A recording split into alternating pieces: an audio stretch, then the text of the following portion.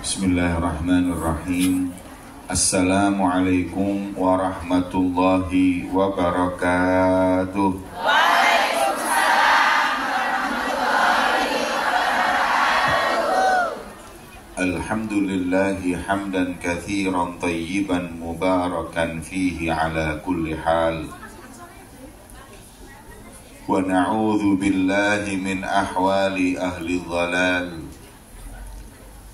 Wa nusalli wa nusallim ala sayyidina wa habibina wa syafi'ina Muhammad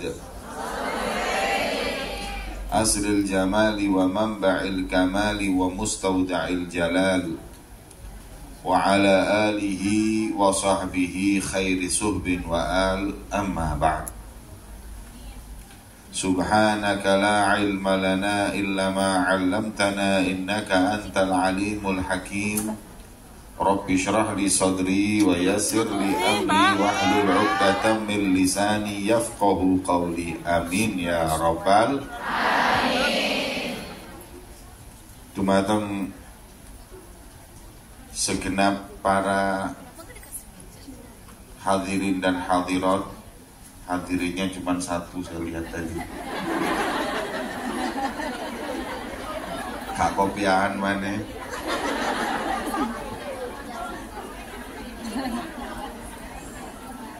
Wabil khusus kepada Bunda Nuri selaku pengasuh Majelis Taklim Ilham dan segenap mungkin majelis-majelis yang lain yang ikut hadir di acara yang diberkahi oleh Allah Subhanahu wa ta'ala ini. Alhamdulillah, kita di pagi hari yang mulia ini bisa berkumpul di majelis yang insya Allah mampu menambah kecintaan kita kepada Allah, cinta kita kepada Rasulullah SAW. Khususnya kita yang baru saja meninggalkan bulan Rabiul Awal, bulan kelahiran beliau junjungan Nabi besar Muhammad SAW, maka kita berharap agar cinta kita kepada Nabi bertambah dan cinta Nabi kepada kita juga bertambah. Wonten ulama namanya Al-Imam Asy'arani, wiridnya beliau tiap sholat adalah Allahumma habibni ilan nabi wa habibin nabi ilayya. Ya Allah, tambahlah kecintaan Nabi Muhammad kepada kami dan tambahlah kecintaan kami kepada Nabi Muhammad. Karena nggak ada orang yang paling beruntung kecuali orang yang cinta di dunia ini kepada Nabi Muhammad dan dicintai oleh Nabi Muhammad. Maka itu majelis yang kita hadiri bersama di hari yang mulia ini insya Allah adalah salah satu sebab kita tambah cinta kepada Nabi dan Nabi tambah cinta kepada kita. Amin ya rabbal alamin. Hadirin yang dimuliakan oleh Allah Subhanahu wa ta'ala, kalau Nabi cinta kepada kita itu sudah pasti. Nabi cinta kepada kita itu sudah pasti. Tapi kalau kita cinta kepada Nabi ini yang belum pasti. Nabi itu cinta kita karena tiap kali yang disebut umatnya, ketika ditawari oleh Allah segala hal, Nabi Muhammad permintaannya la ardo ahadan min ummati finnar, saya nggak rela kalau seorang dari umatku ada yang masuk neraka. Itu Rasulullah. Oleh Allah di dalam Al-Quran disifatkan Nabi Muhammad laqad ja'akum rasulun min anfusikum, telah datang seorang di antara kalian manusia. Jadi Nabi itu manusia. Setinggi-tingginya kedudukan Nabi Muhammad tetap manusia. Gak ada di antara kita yang ngomong kalau Nabi itu anaknya Tuhan atau ponakan atau misanan, juga gak ada. Makanya oleh Allah disebutkan min anfusikum, supaya kita bisa nyontoh. Nabi itu manusia sama-sama kita, supaya kita bisa nyontoh. Tapi kalau kita yakini Nabi Muhammad itu anaknya Tuhan, mana bisa kita manusia nyontoh anaknya Tuhan. Makanya Nabi Muhammad min anfusikum, manusia, agar bisa menjadi suri tauladan untuk kita. Azizun alaihi ma anittum, sifatnya Nabi itu nggak rela kalau ada umatnya menderita. Ada riwayat Rasulullah itu pernah di pasar kelihatan seorang budak. Budak itu kalau sekarang mungkin seorang pembantu. Pembantu yang punya tuan. Kalau budak itu milik. Ini budak, ini milik sudah, miliknya tuannya. Diperintahkan ke pasar belanja, uangnya hilang, dan juragannya jahat. Kesian, mau beli gak bisa, pulang takut, bingung. Kelihatan Rasulullah, orang itu bingung, didatengin, ada apa? Kok kau ketakutan? Kata orang tersebut, aku diperintahkan tuanku untuk belanja, mau beli uangnya hilang, mau pulang gak berani, bingung saya ini. Kata Rasulullah, berapa uangnya? 4 dinar, anggap 400.000 dikasih oleh Rasulullah. Belanja. Setelah belanja pulang juga gak berani, ditanya lagi, kenapa?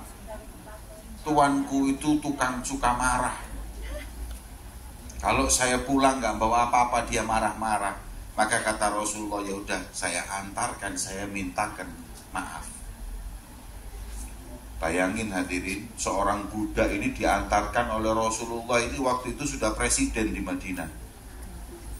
Diantar oleh Rasulullah, ketika sampai di rumah tuannya bingung loh, budaknya kok datang sama Nabi. Akhirnya dia masuk ke rumah, ditutup pintunya, nunggu Rasulullah salam. Diketok pintu, Assalamualaikum, gak dijawab. Assalamualaikum, gak dijawab. Yang ketiga, Assalamualaikum, dijawab. Dibuka pintunya, disambut Rasulullah Shallallahu Alaihi Wasallam.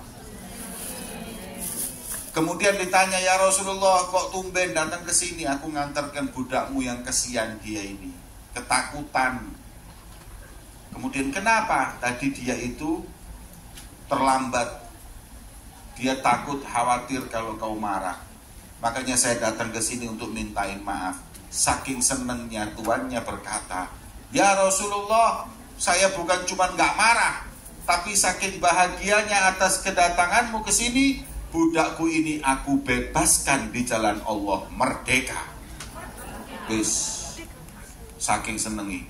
Akhirnya, alhamdulillah Rasulullah bahagia. Ya Rasulullah, hanya untuk budak inikah kau datang jauh-jauh dari Madinah?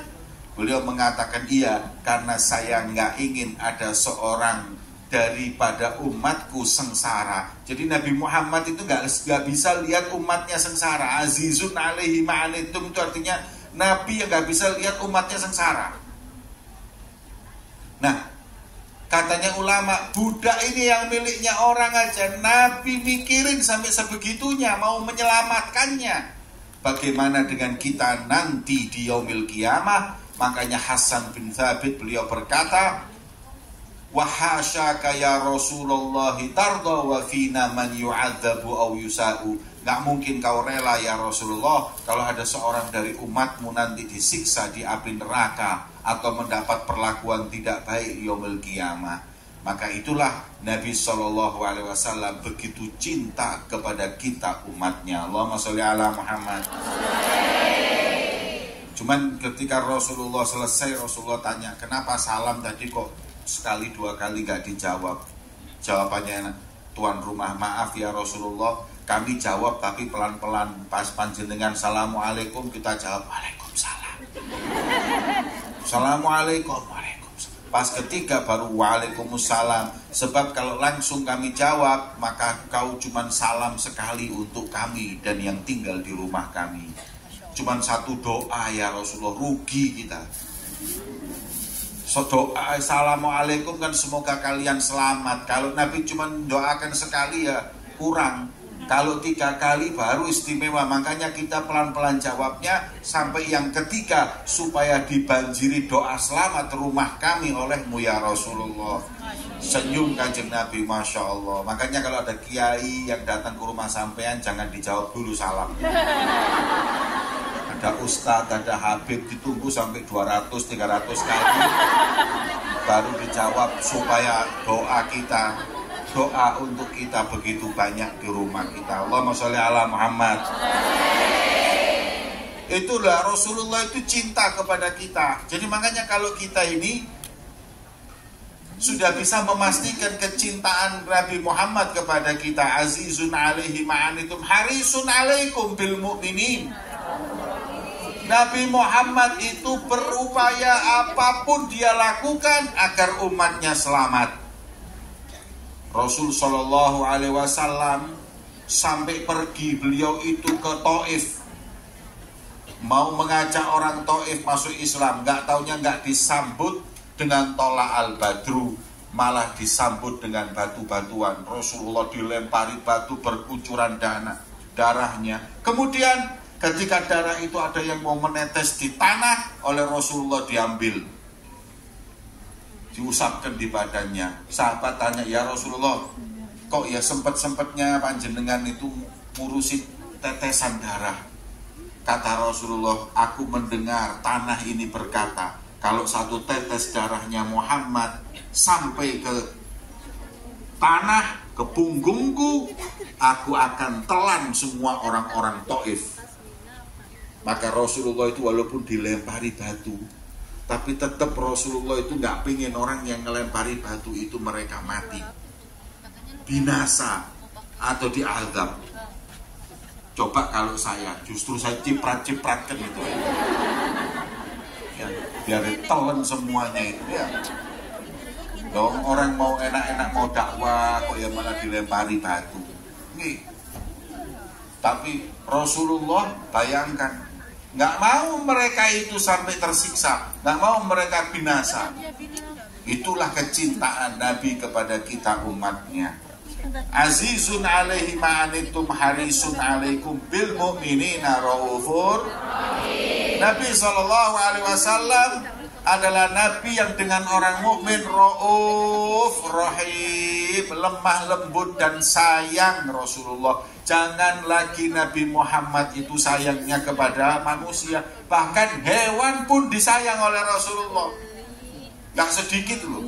Dalam riwayat itu di hadis disebutkan, ada sahabat jalan ngambil sarang daripada burung. Burungnya lapor kepada Nabi Muhammad, ya Rasulullah, anak-anakku yang ada di sarang diambil oleh sahabat-sahabatmu.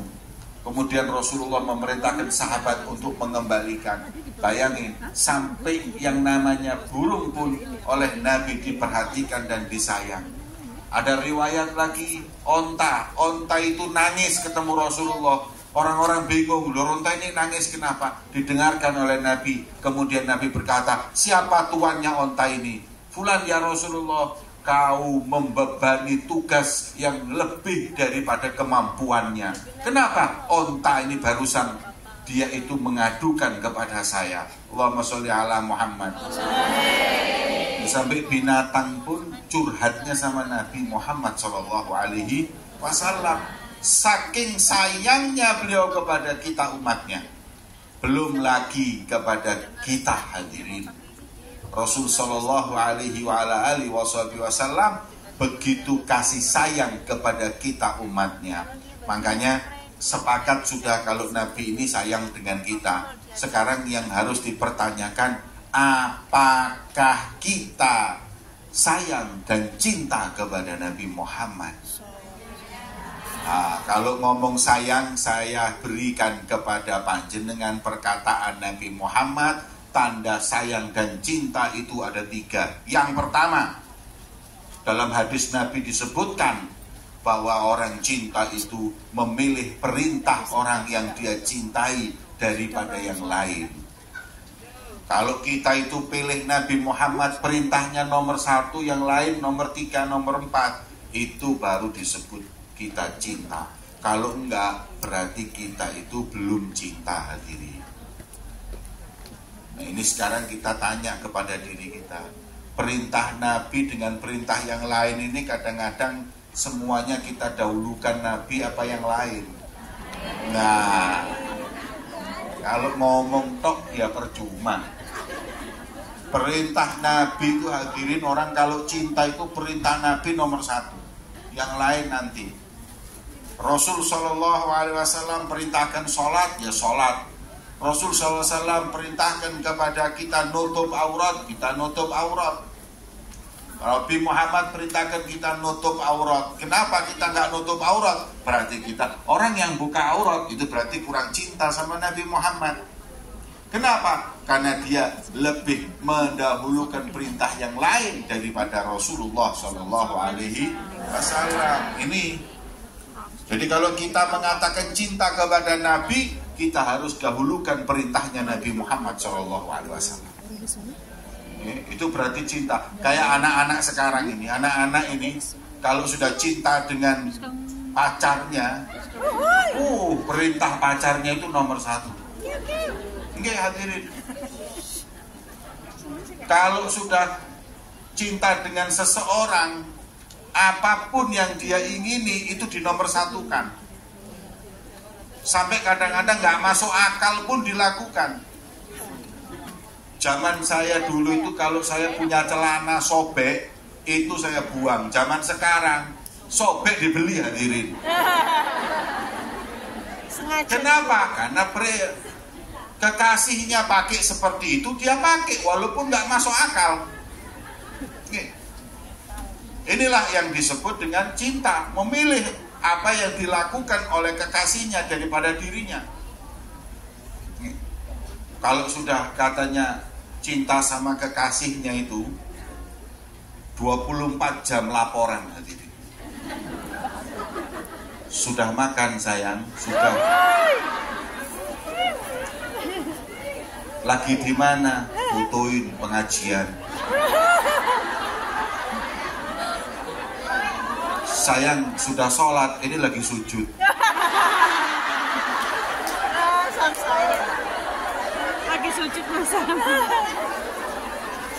24 jam laporan nanti. Gak masuk akal kadang-kadang. 1:30 malam di WA, Assalamualaikum, tidur tuh bangun.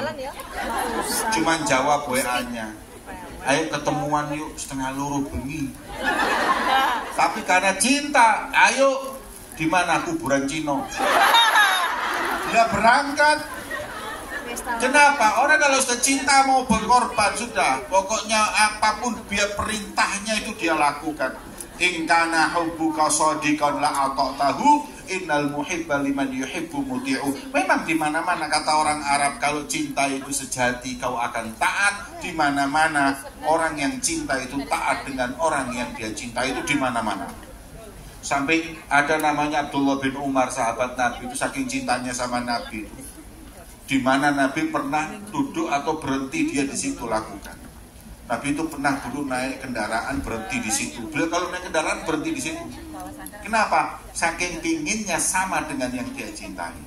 Dalam kitab Risalah Mu'awarah disebutkan ada orang itu sangat cinta sama Nabi, sampai makanan aja tanya Nabi Muhammad makannya apa. Sampai dia itu pernah dikasih semangka, nggak mau dimakan, tanya dulu Rasulullah pernah makan semangka enggak? Kalau nggak makan saya nggak mau makan. Dicari di hadis, oh iya Rasulullah pernah makan semangka. Nah sekarang saya makan. Kalau nggak makan Nabi saya nggak makan. Itu orang kalau sudah cinta itu seperti itu, hadirin. Sesuatu tuh nggak suka, kalau kekasihnya itu suka jadi suka.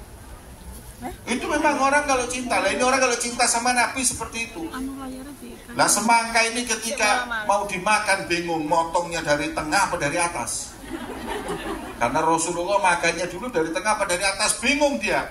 Akhirnya dicari-cari nggak ada. Rasulullah pokoknya adanya makan semangka, cara motongnya nggak ada. Karena beliau mengatakan kalau nggak ada cara motongnya saya nggak makan, karena saya takut saya nanti motong dari atas sedangkan Nabi dari tengah, maka saya beda dari Nabi Muhammad. Langsung dia nggak jadi makan semangka. Makanya yang cinta sama Nabi itu, Nabi nggak pernah makan rujak, nggak pernah. makan gaduh, ngomongnya pangsi tambah gak tahu.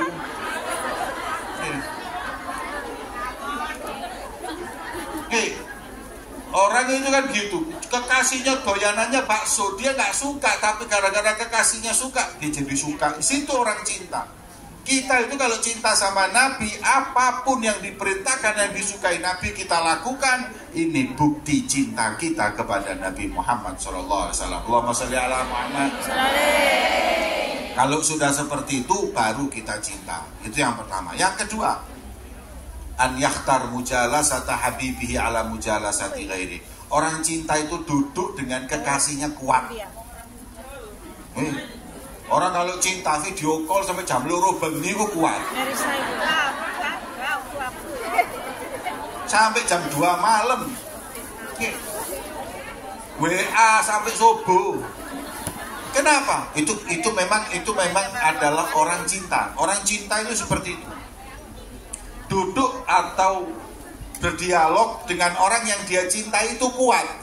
Nah sekarang kita semuanya katanya kan cinta sama Nabi.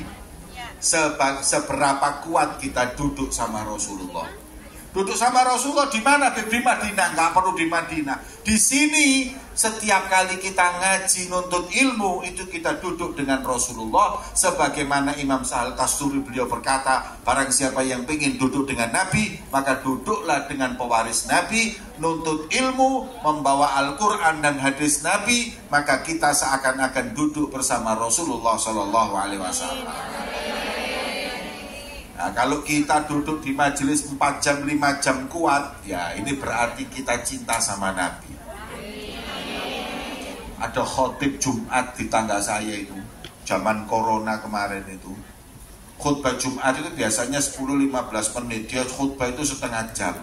Sepakat sama masjid itu doakan dia cepat mati kena corona. Bayangkan, suwi ini wong iki kalau perasaan nih. Baik. Khutbah kelamaan itu loh, ngamuk semuanya. Padahal kalau kita duduk dengan orang yang kita cintai nggak ada kata kelamaan. Baik. Kita ini hadirin, kalau sudah cinta kayak yang biasanya yang cowok ini kan senang main sepak bola. Sepak bola itu 2 kali 45 menit itu 2 jam. Itu kalau habis itu pasti ngomongnya cepet. Kok begitu cepat, gak terasa. 2 jam, 2 kali 45 menit itu selesai sama istirahatnya. Belum kalau ada tambahan waktu, belum kalau ada yang namanya penalti, bisa sampai 3 jam. Itu mereka merasa waktu yang singkat. Kenapa? Dianggap singkat karena mereka cinta dengan pemain-pemain bola, maka waktu lama itu terasa sedikit. Ibu-ibu kalau lihat film India itu ya 3 jam. Apalagi yang main Shah Rukh Khan radhiyallahu anhu.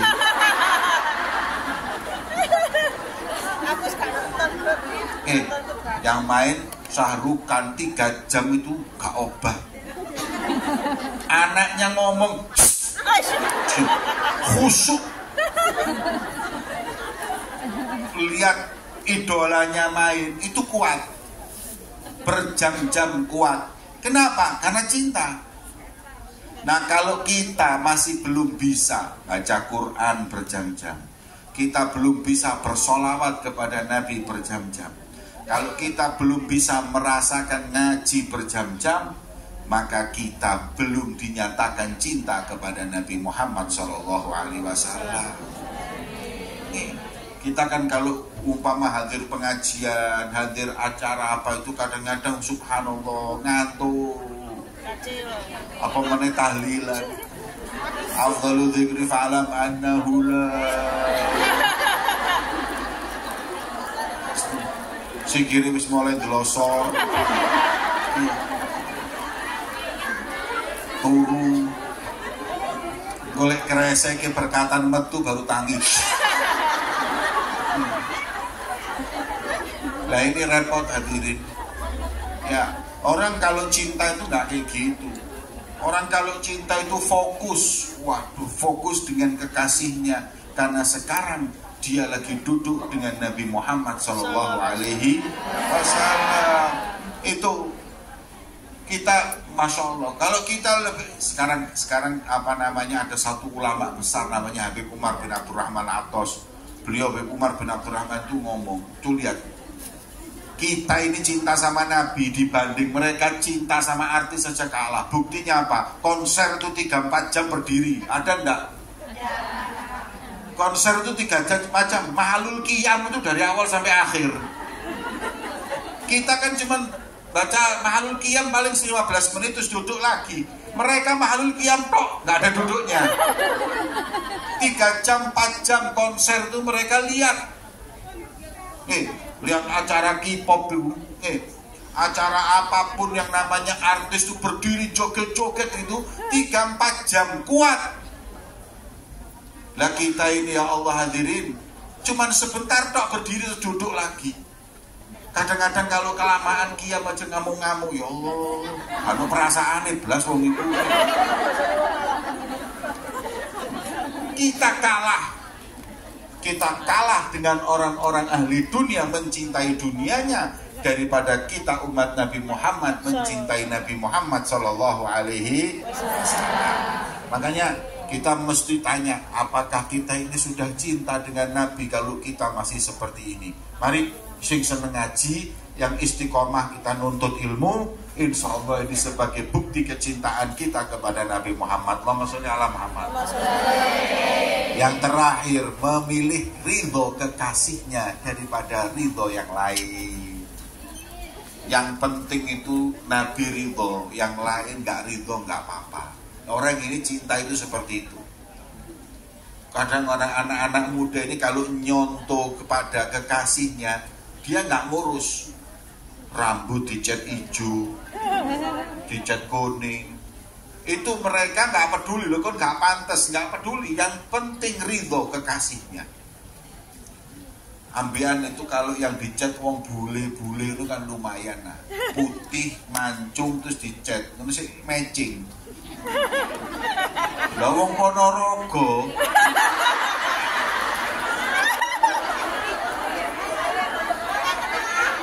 rambutnya dicat abang, hijau, kuning, gak tambah kayak artis, tambah kayak setopan melaku. Nah, yang seperti itu kan gak ngoco hadirin.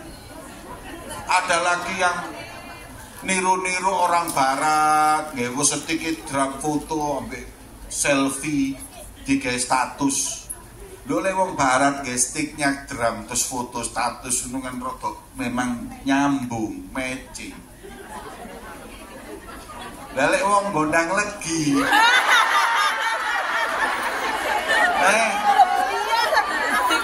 Selfie dengan stick drum.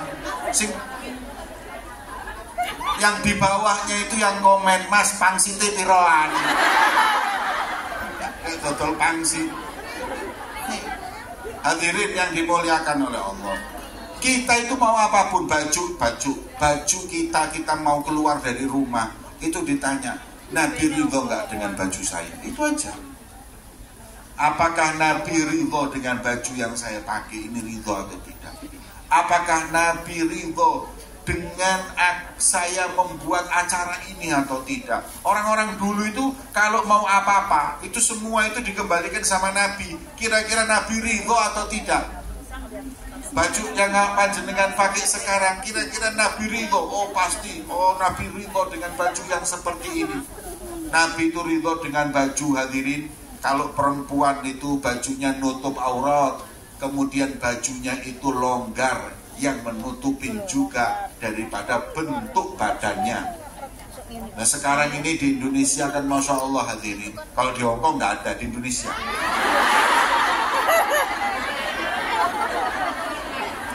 jilbabnya rawapet, kelambine ya rawapet, bajunya itu bahan kaos. Ngapunten nggih, saya bingung sama orang-orang itu buat apa jilbaban tapi bajunya itu kelihatan semua. Dulu sahabatnya Nabi itu, istri-istri mereka atau sahabat perempuan itu kalau berdiri nggak kelihatan mana depan mana belakangnya. Kenapa? Karena bajunya longgar. Lah kalau sekarang jilbabnya Masya Allah, tapi bajunya Masya ampun. jangan, kalau dulu nggak kelihatan mana depan mana belakang, sekarang kelihatan depan belakang, dalamnya kelihatan. Ngapunten, bajunya orang sekarang ya perempuan ya muslimah pakai baju yang sampai kadang-kadang laki-laki dari depan, laki-laki yang lihat ngomong, ini baju dalamnya ukuran berapa tahu? Kenapa? Ya karena mereka nggak nutup aurat beneran. Hadirin, apa kira-kira yang seperti itu diridhoi oleh Nabi Muhammad SAW? Enggak. Nah makanya orang kalau cinta itu enggak gitu. Mau keluar rumah dilihat baju saya diridhoi enggak sama Rasulullah. Mau ngadakan pernikahan di rumahnya juga mikir, ini kira-kira Nabi Muhammad ridho enggak ya kalau saya buat pernikahan seperti ini. Jadi orang-orang dulu tuh gitu hadirin, selalu bertanya, Rasulullah ridho enggak ya? Makanya pagi hari yang mulia ini, kalau Rasulullah ditanya hadirin ya Rasulullah, ridho enggak engkau dengan kami berkumpul di sini menuntut ilmu, bersolawat kepadamu? Insya Allah Nabi pasti akan meridhoi kita semua di siang hari yang mulia ini. Amin ya Rabbal Alamin.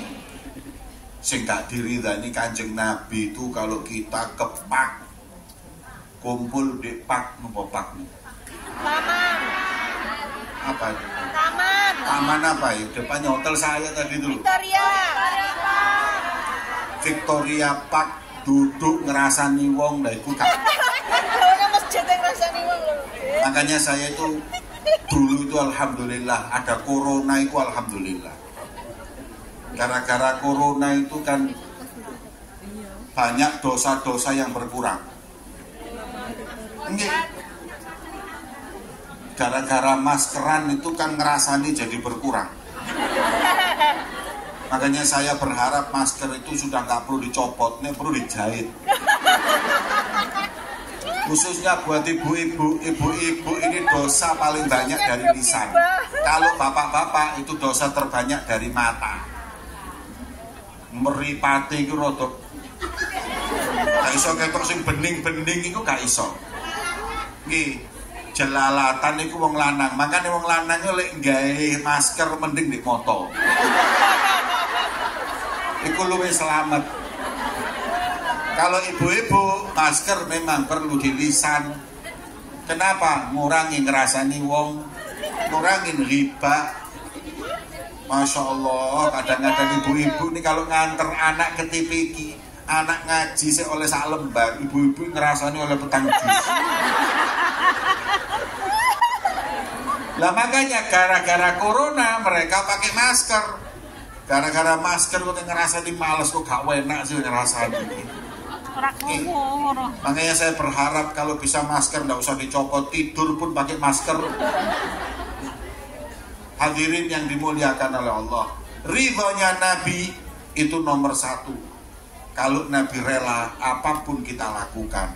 Baju kita tanya, Nabi rela atau tidak? Mau ngawinkan anak atau kita ini hadir pernikahan, juga kita tanya sama Nabi, kira-kira rela nggak pernikahan seperti ini?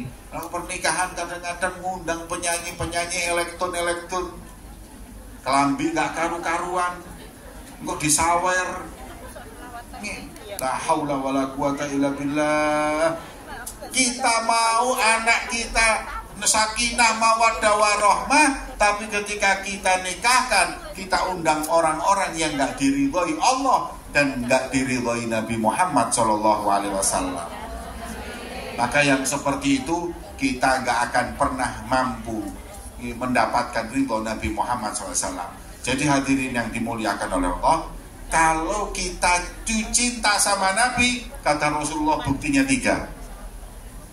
Dulu kan perintah Nabi, yang betah duduk sama Nabi, pilih ridho Nabi, ini baru kita dinyatakan cinta kepada Nabi Muhammad SAW. Hadirin. Maka itu Ayo, Rasul Shallallahu Alaihi Wasallam sudah berupaya begitu maksimal menyelamatkan kita semua di dunia sampai akhirat.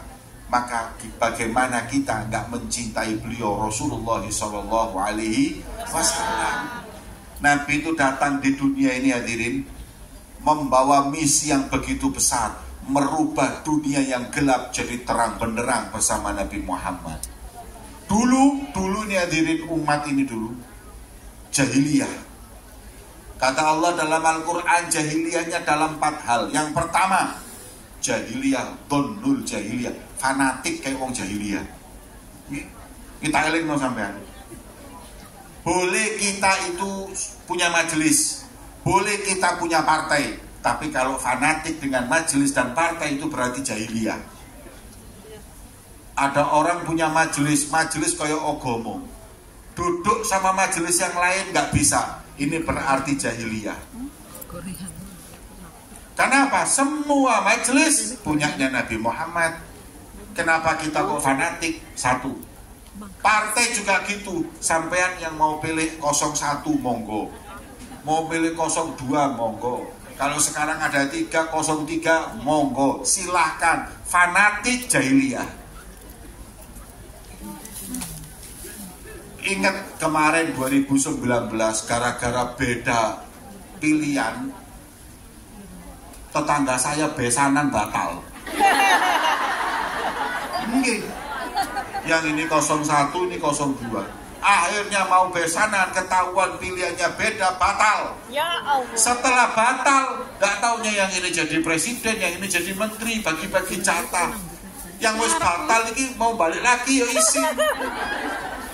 Ya ini fanatik kayak gini nih dibuang, gak ada manfaatnya. Di Madura sampai Carok, orang Carok mati. Setelah mati, delok wong-wong rangkulan, getun iki mati man. Ya Allah, apa aku belani sampai mati. Makanya sekarang juga begitu. Nanti ini 2024 sama. Sudahlah sama. Mereka itu semuanya satu rumpun, tinggal rebutan bagi-bagi. Wis, sampean yo tetep, siapapun yang menang yo tetep. Terus kok jadi menteri ngono ah? Ono. Jangan percaya sama saya. Jangan berantem, jangan putus silaturahim gara-gara mereka. Mereka ini semua cari uang, cari jabatan. Kita mau dikorbankan, jangan.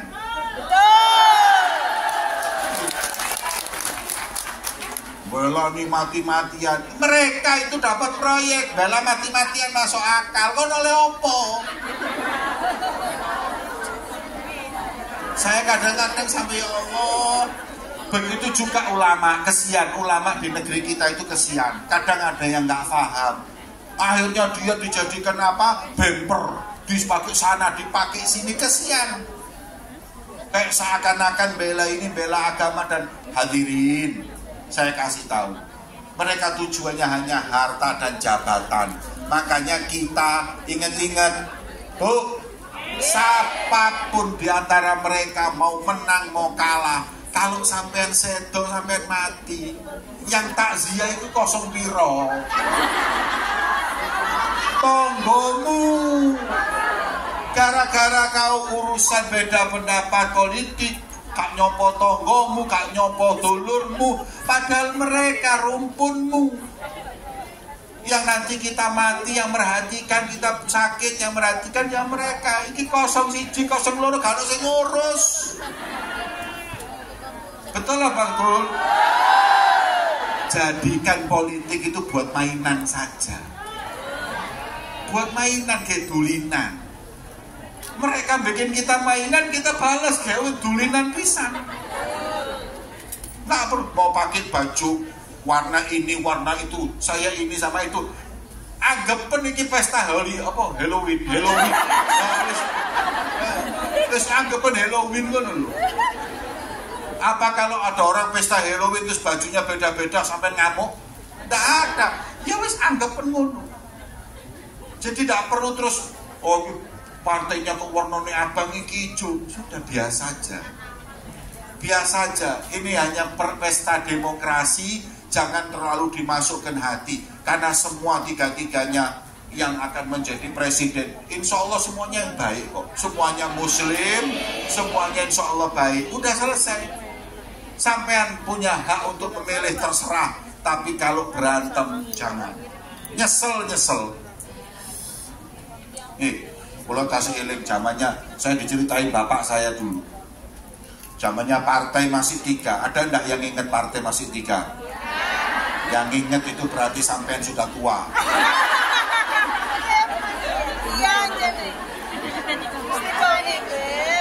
Zaman dulu partai itu cuma 3. P3, Golkar, wis top, nggak ada Nasdem, nggak ada partai Gerindra, iskauno kabeh Hanura, nggak ada, ini cuma 3.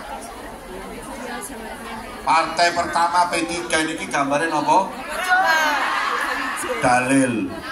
Orang kalau nggak nyoblos Ka'bah berarti sholat nggak madhep Ka'bah. Di Quran disebutkan tempat yang pertama kali dibangun oleh Allah adalah Ka'bah. Maka barang siapa yang nggak nyoblos Ka'bah, imannya dipertanyakan. Ya apa coba gambarnya Ka'bah ini. Yang bingung nomor 2 ini apa dalilnya? Datang ke ulama, Yai, ini Ka'bah ini pakai nama agama supaya dicoblos. Lah saya gimana, saya kan juga muslim. Oh gampang, saya carikan dalil. Dicarikan dalil di Quran. Dalilnya adalah firman Allah, walladzina yubayi'unaka tahta syajarah. Merekalah wahai Rasulullah, sahabat-sahabatmu yang membaiatmu di bawah pohon. Oh, itu pohon beringin. Berarti sahabat-sahabatmu itu Golkar kabeh. Ini dalil, ayo sampai nongi wong-wong. Orang harus nyoblos beringin. Kenapa? Karena mereka yang membaiat Nabi. Sing nomor 3 iki lho, Banteng bingung. Datang ke kiai, ngapunten kiai, Quran itu wonten dalile Banteng ini. Sana kiai ojo kuatir tak golekno dalil. Apa kiai? Quran itu surat yang paling panjang Al-Baqarah. Al-Baqarah itu Banteng. Sampaikan ke mereka, barang siapa yang gak nyoblos Banteng berarti tidak percaya dengan Al-Baqarah. Nah, semuanya mengambil ayat Quran untuk kepentingan politik, kepentingan kekuasaan. Nah, Nabi Muhammad itu hadirin datang ke sini dunia menghancurkan keyakinan fanatisme. Fanatik itu gak perlu. Nih, ini hamiyah, ini bahaya. Jangan fanatik. Kita sama-sama orang Jawa, ada orang Madura, jangan fanatik. Ada orang Melayu, jangan fanatik. Kita semua serumpun umat Islam. Boleh kita itu ngadakan dengan satu kelompoknya untuk kebaikan, boleh. Tapi kalau fanatik untuk kepentingannya atau fanatik merendahkan yang lain, ini kata Rasulullah, la fadla alal aswad wal abiyad, putih hitam gak ada bedanya. Bule, Cina, Jawa, Arab, India, gak ada bedanya kecuali takwa kepada Allah Subhanahu. Ini hadirin, pernah Bilal itu kan negro, tukaran sama Abu Dhar. Katanya Abu Dhar, oh ini negro kangen nyangkep. Langsung dilapor ke Nabi Muhammad, ya Rasulullah, tadi Abu Dhar berantem sama Bilal. Katanya, ya Ibn Sauda, anak wong negro. Oh iya, dipanggil oleh Rasulullah. Bilal, betul kau berkata seperti ini? Betul. Kemudian Rasul mengatakan, fi kamru'un jahiliyah. Gak taunya kamu masih punya sifatnya jahiliyah. Jadi sifatnya jahiliyah itu yang fanatik itu sifatnya jahiliyah. Nabi gak ngajarkan kita seperti itu. Karena saya ingetin, umat Islam yang ada di mana? Di Hongkong ini, jangan kita terlalu fanatik. Mau fanatik golongan, mau fanatik majelis, mau fanatik politik atau partai dan lain-lain, Semua jadikan itu sebab kita bersatu, bukan menjadi sebab kita cerai-berai, bermusuhan satu dengan yang lain. Karena Nabi melarang kita untuk fanatik, hamiyah jahiliyah. Semoga insya Allah kita semakin cinta karena Allah. Amin.